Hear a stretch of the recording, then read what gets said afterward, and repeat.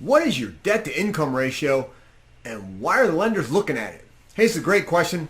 I want to answer this for you today. I'm John Thomas with Prime Residential Mortgage. I want to help you better understand what your debt to income ratio is, which is also called DTI for short in industry slang. But it's where the lender is looking at your current gross income, which is before you pay taxes, and then your liabilities. We're going to compare that in a ratio. And they look at two different numbers. They have the front ratio, which is your housing expense compared to your total gross income. So for example, if your gross monthly income is $5,000 and your new mortgage payment of principal, interest, tax insurance, and mortgage insurance is going to be $2,000, we basically are going to take a formula of your PI, TI, and MI divided by your gross income times 100%. So 2,000 divided by 5,000, 0.4 times 100 is 40%. So that means your housing debt to income ratio is 40%, when 40% of your gross income. The second thing we look at is your total debt to income ratio. And again, we're going to compare your gross income. We're going to compare that to your housing payment plus all the other liabilities on your credit report and that you may also be paying that would be considered a liability we have to review.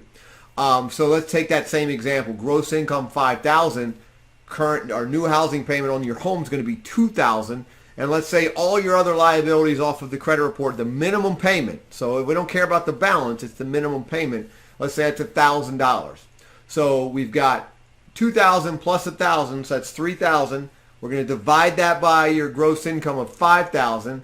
Now we're at 0.6. So we basically times that by 100%. You're at 60%. So in this example, your total debt to income ratio would be 60%. So that means you're spending 60% of your gross income on your housing and all your other liabilities.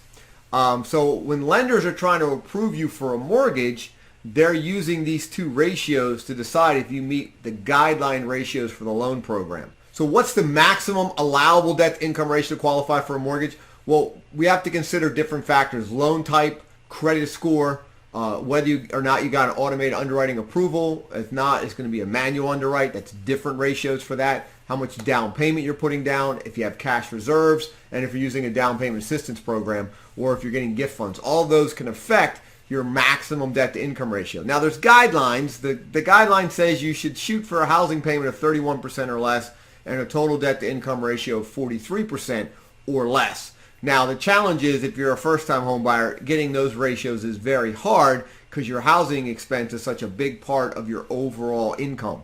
So different loan types allow for higher ratios. For example, FHA loan will allow you to take your housing ratio all the way up to 46.9% if you get an approval for the automated underwriting system. And then on your total, will allow you to go all the way up to 56.9%, again, if you can get an automated underwriting approval. VA does not actually set maximum debt to income ratios. As long as you meet the residual income and you get an automated approval, you can do the loan. Conventional sets them at 45% total debt to income ratio. Now, if you're on one of the special Home Ready, Home Possible programs, you can go up to 50%. Now, USDA is setting it, likes it around 29, total around 41%. You can go above that, but you got to get automated underwriting approval. And you got to have a 660 credit score to go above the 41%. All right. So those are some guidelines for what we're looking for as lenders on your debt to income ratio.